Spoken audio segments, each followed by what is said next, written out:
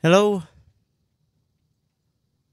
Hello, and welcome to another Monday and another show of addiction recovery, hope, capital HOPE, and resources. I am with Katie Decker, co-owner of Renaissance Recovery here in St. George. It's an outpatient program, and it's a wonderful facility. I know they have one in Las Vegas, too. We'll get straight to it. Today we're talking about Step 12.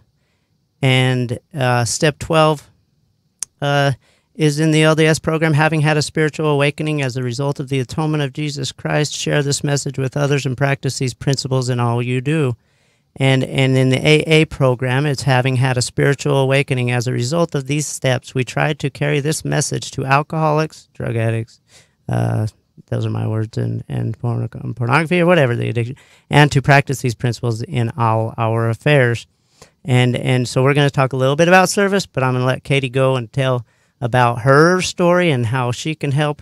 She's like a specialist in families and support, how to set boundaries with your loved one and how to get through the struggles that we all have to go through with our loved ones. And she's a wealth of information. Also, I just wanted to put out there that there's an event local at the St. George Town Square, 50 South Main Street. It's September, what is it, Southwest Recovery Days? It's National Recovery Month. National Recovery Month, yeah. And it's Southwest Recovery Days event, and it's from 4 to 7 p.m., and get out there with your families. There's food, games, activities. There's rehabilitation centers. There's literature, and what else, Katie? There's lots of information available. Bring the whole family out because they have live music, bounce houses for the little kids. Yeah, There's always free dinner. We're going to be doing balloons. We'll have a booth there. So nice. Come out and say hi. Yeah, come out. Bring your families, even if you're not have never struggled with addiction. Come out and enjoy it on the 20th at 4 to 7 p.m. And there's also a run on the day before, a 5K if you're a runner. So I'm going to turn the time over to Katie, and she's going to run with the show. I will bounce in from here to there, but she's got a lot to share, and we only have 30 minutes. So, Katie, take it away. Okay. Introduce yourself. Hi, I'm Katie. I am a grateful, long-term recovering codependent. So, I run our family support group over at Renaissance Recovery, and the two biggest topics that I get asked about are how do I stop enabling my loved one, and how do I set boundaries? So those, in addition to Step 12, is kind of what I was going to touch on today. I love it. Yes, we need that. We need more people, because I always have people, how do I help my loved one? Yeah. And my best to help is to love them and get to a meeting, but you have more. Help yourself. Help yourself first. That's how. I love it. That's right. Stay healthy. Yeah. So a lot of people wonder what enabling is. Yeah. So the best description that I have and the best definition is from Melody Beatty's Codependent No More, which is the #1 book I would suggest to anyone to read who is struggling with loving a drug addict. One more time? Any kind of addict. Book? Codependent No More. Codependent No More. By Melody Beatty. Okay. Yeah. And it is enabling and caretaking are a destructive form of helping that prevent our loved ones from suffering the consequences of their actions and make it easier for them to continue to use. Right. Sometimes people think they're helping, but they're actually just enabling them to get out one more day and use. Yeah. So there's a cycle that happens in this, and is it a triangle? Is it a square? What do you got? It's a triangle. It's the Cartman drama triangle. The drama triangle. And usually how it goes is there's an event, right? Our loved one gets arrested or needs grocery money or is asking for something, and we jump in to rescue them. Yeah. Right? We're like their saint. We have this anxiety to do something. We've got to help them, and we want to control the situation. And if I do it this time, and I bet they'll never use again. Yeah. Yeah. I'll bail them out this one time, and then they'll see. And I know that. Yeah. So we rescue them, and then we persecute them. So We rescue them from their responsibilities, and then we get mad at them for what we've done. Sure. Because they didn't appreciate it. Yeah.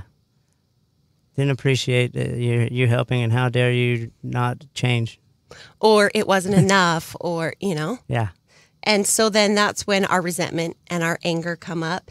And we're like, how dare you're not grateful for my help that I imposed on you? Yeah, right. And then we become the victim, right? We're like in self-pity, and we're hurt, and we're feeling shame, and we're feeling unappreciated. And we usually stay there until the next event happens. Yeah. And then we're like, oh, we're needed again. Okay, I get a rescue. Yeah. I'm going to jump in. I'm going to help. I'm going to bail out. I'm going to pay the money to get your car out of impound. I'm going to bail you out of jail. I'm going to pay your rent this month. The list goes on and on. Does it go through their head? Does it go through your head? Should I help this time? Is it the right thing to do? Is it like the same? Is it a cycle every time you go through that? And then you're like, okay, I'm going to help. And think. Yeah. Yeah. And there's usually this like underlying anxiety, like, oh, if I don't do something, no one else will, and then they'll suffer, and I don't want my loved one to suffer. Yeah. But really what we're doing is we're keeping them from hitting their rock bottom. Sure. We're keeping them out of suffering, and suffering is the only thing that leads to true lasting change. Ever. True lasting change. I love that. Suffering is the only thing that leads to true and everlasting change. And I see it most when people bail their kids out of jail. Yeah. Like, absolutely. Let them stay there. Yeah, it's the safest place for them, right? Yeah. Like, they're not using. They're out of trouble. Like, let them stay there for a minute. And, let them maybe get a little that scared lesson and hit that rock bottom, right? Yeah. So we when we rescue and we enable, we help our loved ones just float right above their rock bottom, and we think we're helping them, and usually it does. Usually, just as addiction is a progressive disease, the codependent progresses in their struggle and their disease along with the addict. Yeah. And, we start out thinking that what we're doing is in their best interest and we're helping them. And then at some point it crosses that line where all we're doing is enabling them to continue to use. Yeah. Because they know, oh, if I get in trouble, I'm going to get bailed out. Got someone right there. Yeah. And they usually have a call list. Like they go down the line. Yeah. They're like, okay, mom's first. She's a sucker. I'm going to get her. Yeah. But if for some weird reason, mom doesn't jump in, I got grandma. I have Aunt Susan. I was smart enough to go, I used dad last time, so I'm going to call mom this time. And so they don't all get together, and it's awful. Yeah. Yeah. So it's really difficult because it becomes destructive for both you and them. And we got two sick people. Then you have two sick people feeding off of each other, and there's this huge cycle of anger and frustration and resentment and playing the victim and shame and self-loathing, and you're both spinning in it together. Yeah. So everyone asks me, how do I get out? How do I stop? So there's 3 questions that I always tell people to ask themselves. The first one is, what is my motivation? What's your motivation for helping? Oh, because they'll appreciate me so much and they'll see what a great mom or wife check your motivation. They can't handle it in jail. They'll get beat up. It's my child. How could I ever leave my child in jail? What is the motivation? Mm-hmm. To rescue them from suffering some consequences of their own actions? If I don't make his car payment, then I'm gonna have to give him a ride every day. Right. Yeah. But really, here's the bus pass. Let him take the bus. Yeah? Totally. Yeah. And the second one is, did they ask for my help? Because a lot of times we just jump in. We want to help. We insert ourselves. Yeah. So what's my motivation? Did they ask for my help? And is this something that they can do for themselves? Those are the 3 things I always tell everyone. Like, ask yourself those questions. And if you can't answer them all, hands off. It's not your problem to solve. Stay out of it. Don't involve yourself. Love it. I love that part of, can they do it themselves? Because a lot of times the codependent is so used to helping and wants to help that they can't. He can do his own laundry. Right. He's not helping out any much. He's not at work because he lost his job, or she. It could be she. There's a lot of girls that have addiction problems. So it's not. I'm not trying to say he, but they can do laundry. Yeah. And they're going to get mad that you made them do laundry. Mom, make them do laundry. Yeah. And that one of the hard things too is that a lot of times codependents, their identity gets wrapped up in serving and helping. And then when they're like, wait, they don't need me, their self-worth goes down with it, you know, but really they know, like, I'm trying to help create self-sufficient, self-reliance, but they're doing the opposite of that by enabling and caretaking their loved ones. Sure. So, yeah. So ask yourself those 3 questions if you're put in a position with your loved one and they're wanting you to bail them out or needing that handout. And as hard as it may be, if you can't answer them right, then you have to stay out of it. They created the problem. They can find the solution. Right. I'm going to put you on the spot here, Katie. Okay. And go. I won't open any doors that you don't want to open. So you open whatever you want. But was it hard for you to realize? And then where was your boundary? Your first boundaries? Where was it? And then where did it go with Taz? Was he told to leave the house? Where was it? Yeah. Where did you stand up and say, I got to stop this? Yeah. So boundaries weren't something that I grew up with in my house. I think there were, like, obviously some boundaries, but it wasn't being like, by 10:30 or. Yeah. But it wasn't like something that we talked about, like, what are your core boundaries and what, like, so when I started learning about boundaries and I started going to Al-Anon and working the 12 steps on my own issue, and I got a sponsor and the topic of boundaries came up, it was just like, where do I even start with this? Because historically, codependents are boundaryless people. You know, we set what we think is a boundary, and then our loved one crosses it, and so then we're like, okay, I'll adjust it, and then we keep moving that line. It's more of an idle threat, right? Yeah. So when I went to set some boundaries, it was like, what are my core boundaries? And some examples of that are, I will not live with you if you are in active addiction. And it's not a threat. It's I love you, and you're calmly telling them this. Yeah, a boundary is simply, this is what I am and am not willing to do. Yeah, and that's calmly. The most basic and when they definition. React, yeah, and so then another one is like, I will not use my home as a detox center. If you're detoxing, you need to find somewhere else to go. Another one is I will not allow you to drive under the influence with our children in the car if I'm aware that you have been using. I love it. So, those are just some core, and obviously, like, I will not stand to be physically or emotionally abused. Like, these are core, and some people can't even fathom putting that limit on their loved one. Yeah. So, yeah. What you're saying is, I'm going to be healthy.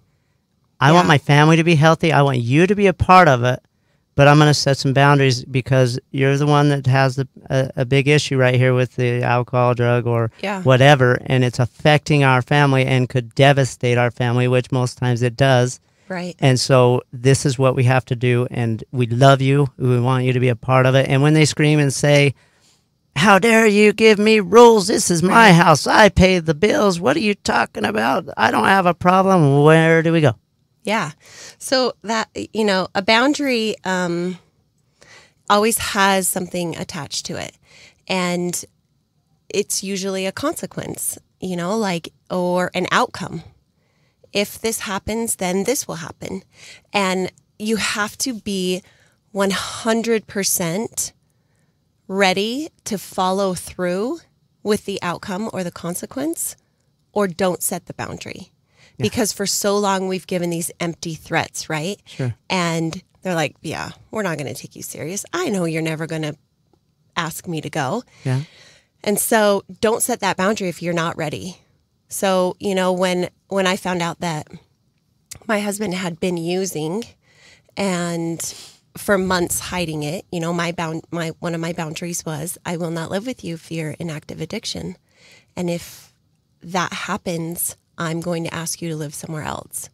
Yeah. And so when that event came to be in my life, I had to follow through. And as hard as that was, It hurt. and as much as I didn't want to do it, because guess what? I didn't want to be alone. I didn't want to be a single parent. Yeah. I didn't want to face the unknown that if he walked out that door, the next phone call I got was that he was gone and I was going to bury him.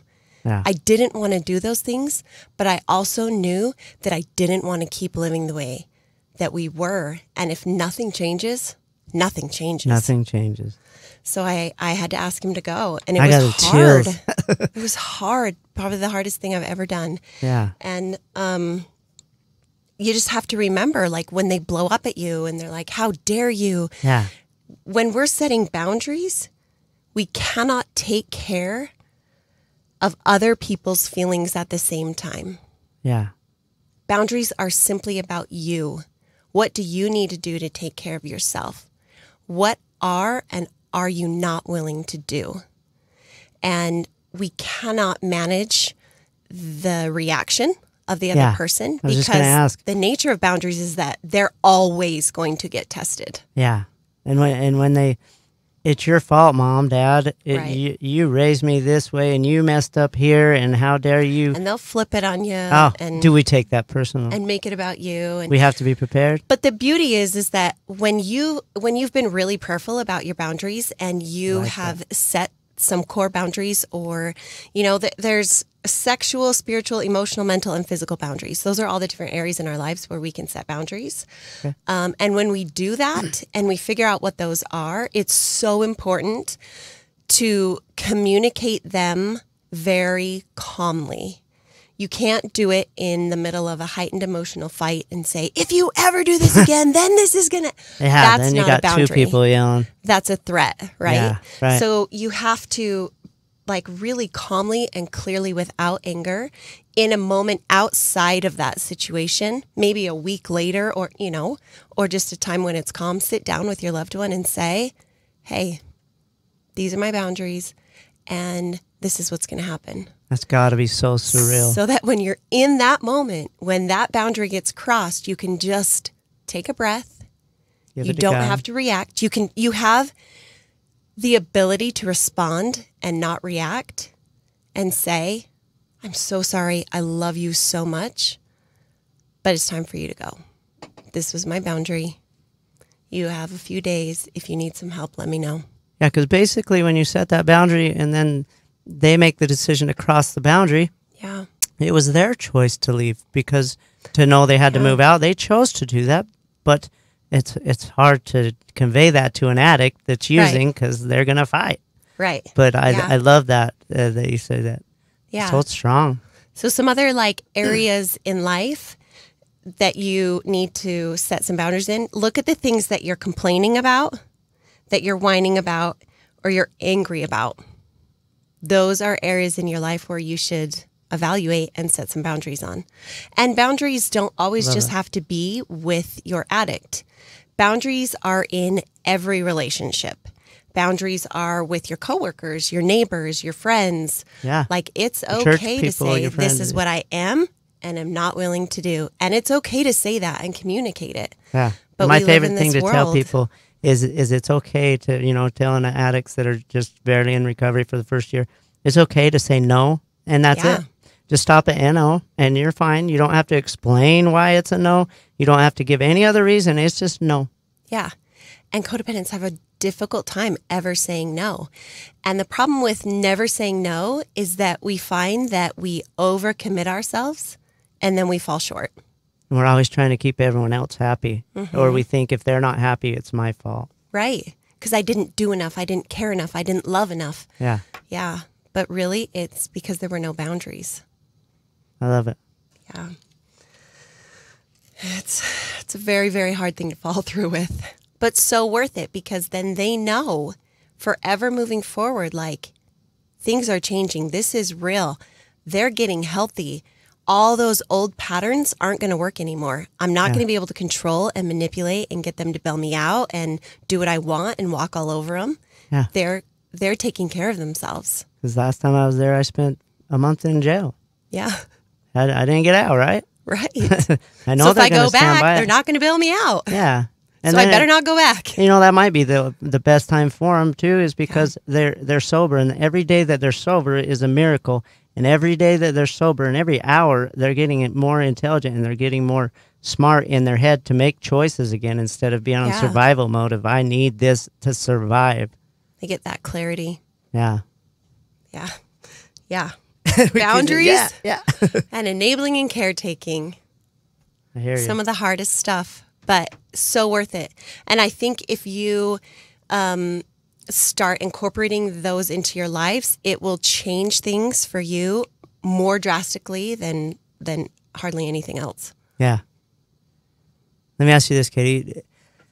Now Taz is like 6, 7, 8 years into recovery, and I know him personally on a personal level. We golf, and we have had quite the conversations about life, and he is the most peaceful man. He's like 8'9" and 300 pounds, but he's just this huge guy, but it's got the heart of gold. Yeah. And let me ask you, how does that affect your family now? Your children, how is it from when it was in his addiction to where it is now, that your kids' behaviors, what's there?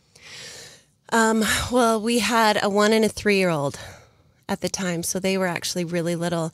But one of my favorite things that I always hold on to is, you know, we think about addiction and we think about it as this like huge, daunting, powerful disease, but recovery is so much bigger and so much more powerful. So even though, you know, the percentage is 40 to 60% of addiction is hereditary, guess what? If we arm our children with recovery and send them out into the world, they are unstoppable. I agree. So it's been huge for our family, even our extended family, you know, like getting involved and working within the 12-step program of the church. And sure. Yeah. So now your in-laws, Penny and Andy, they were like the head missionaries over all southern Utah. They were amazing people. And that's when I first started the program in my recovery. They probably were at this first meeting that I ever was, and I was a sick man. But they were great examples to me. But they didn't have addictions. Yeah, but it's cool to see that someone in the family like steps up and says, I'm not okay. I'm suffering. I need help. I'm struggling. And it changes the dynamic of the family. Powerful, like you said. And when everyone in that family starts picking up the pieces of recovery and applying them in their lives, it spreads. Oh, it's the ripple effect. Amazing. Yeah. I love it. And it gives me the chills again to realize that it is contagious. And when someone sees the light, everyone always asks me, how do I know if he's recovered? I said, you'll know. Yeah. They'll have a light, and you'll want to be a part of that light. Right. And then once you want to be a part of that light, you're going to start learning and applying those principles that made them so happy. Yeah. And it's amazing to watch families totally down. Like you said, the ripple just is unreal. And I love that you said, you know, it starts with one person. Our loved one that's caused us so much pain can be the one that causes us so much happiness. Yeah. It'll forever change the dynamic of the family for generations moving forward. Yeah. That's really awesome. So cool. So I laughed. I saw one of your Facebook things of Taz, and your daughter, one of your little daughters, was running around at Lagoon in the middle of where all the nice flowers are planted and stuff. Yeah. And he's just like, hey, there's my daughter. She was chasing a peacock. in Lagoon, and out of all those people, they're probably like, get out of there, young girl. And he's like, all right. She's like, she is living life to the fullest. Yeah, I loved it. So, and Taz has a big game tonight, doesn't he? Yeah. He's a Raider fan. Mm-hmm. Oh, boy. Las Vegas Raiders now. Yeah, that's right. Next year, big time, huh? That's cool. So finish up with something that you want to share that you think would be good for people. Okay, so, you know, you look at the 12 steps, and the 12th step says, having had a spiritual awakening as a result of these steps, which means that the promise is right there. If you fully work steps 1 through 11, you will be granted a spiritual awakening.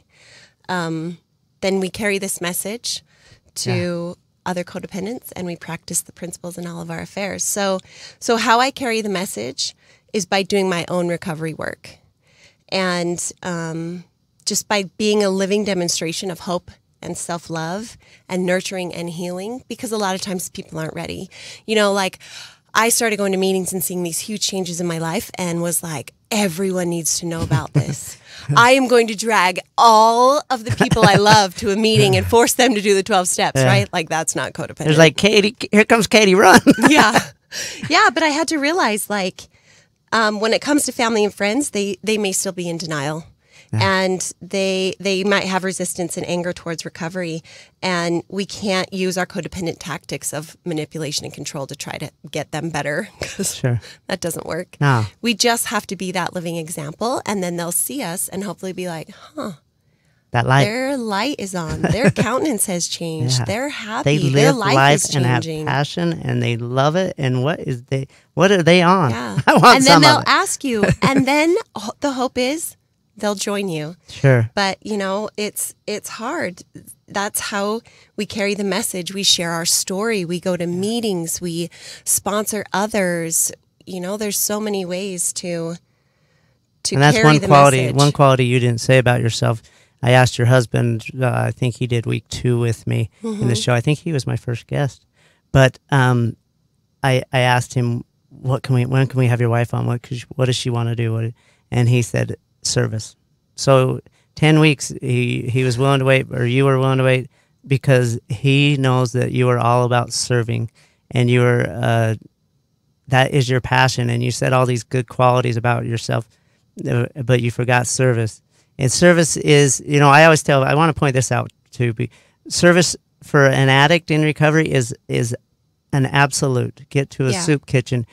Share the message. Go to meetings is your best thing that I say you can do as service, or help your kids. But I always tell people, please do not start helping people until you're a year into recovery. Yeah, because you have to help yourself first. Yeah, you have to be as selfish in your recovery as you were in your addiction. Right. I think for a good year, or you might be overwhelmed. Yeah, you're just starting to have emotions, and you're starting, starting to feel life. One of my favorite jokes is, there's a good thing and bad thing about recovery. The good thing is you get your feelings back. The bad thing is you get your feelings back. I remember I would cry at a commercial or something. I'd be like, I don't cry. I'm looking at this whale on the thing that's in SeaWorld, and everyone's saying, let him out. Yeah. But once you get to that place where you're standing on your own 2 feet and you're seeing, you know, the blessings in your life, that's when you can really invoke that step 12 in your life. And for me, the greatest thing is you can't keep it unless you give it away. And I have the opportunity and the huge blessing every week to pass along what was given to me on Wednesday nights with the family members of our amazing people that we have in our program. And I always say that about Renaissance Recovery, is that you guys are the first to tell us it may not be the right fit for everyone, but they're going to leave here with a resource. Yeah. They're going to leave here with a direction to go and where they can get their help. Right. And it's not all about money. It's about getting them the help they need. Right. And if we're not it, please let us help you find what's going to work best for you. Yeah, we just want people to get well, and we just want people to recover, because like I said, it changes families. I love it. 1 minute. You and I try to say items of service. What service to you? You go first, and then I'll go, and then you go, and then I'll go. All right. Facilitating meetings. I love that. Smiling at someone and saying hello. Taking a neighbor a treat. I like that. When you go to the grocery store, taking the woman or older person's cart in when they're putting stuff in their car, their trunk, and you walk up and you say, I'll wait for you, and I'll take the cart in. Yeah. Sitting with someone in their darkest hour and just being with them and not rescuing them. Yeah, listening, not talking, not saving. Yeah. I like that, because sometimes they don't want that. They just want to talk. They just want you to be there. Yeah, someone to be there. Yeah. I love that. Well, those are some things about service, and there's so many other things. I mean, basically taking care of your children is the biggest service you can do in this world. and just being a good person. And I think the biggest one too is share your story, because there's so many people that feel so alone. No one will understand this. No one understands how bad this is. No one will get me. No, but then when they hear someone else share their story, they say, "Oh my gosh, that's me. Me too." Yeah. They do understand. I'm not alone. I'm not alone. They can empathize. So you're doing a huge disservice to people out there who are still suffering by not sharing your story. Love that. All right, Katie. Well, we're going to wrap it up. Next week, we're going to have Mark on. He's a wonderful friend, and we're gonna go over steps 1 through 12 in 30 minutes, and we're gonna bounce through. Good luck. Yeah, me and him are gonna go. 1, what do we do? Oh, we're powerless to overcome addiction. What's the best thing to do? And then in 2 minutes, we're gonna go to the next step. So we're gonna wrap it all into one ball, and hopefully have some fun that way. And then we're gonna take phone calls the next week, and we're gonna hopefully have you and Taz back. You're welcome anytime. You are an amazing person, and so is Taz, and you guys are shining examples of recovery. Recovery Day, the 20th. Go down to 50 South Main Street and 4 to 7 p.m. Park with the carousel. Yeah, jump on the carousel. Yeah, get your kids out there. It's a great environment. Great environment and live music, and it'll be cool. We'll talk to you next week, and thank you again. Thank you.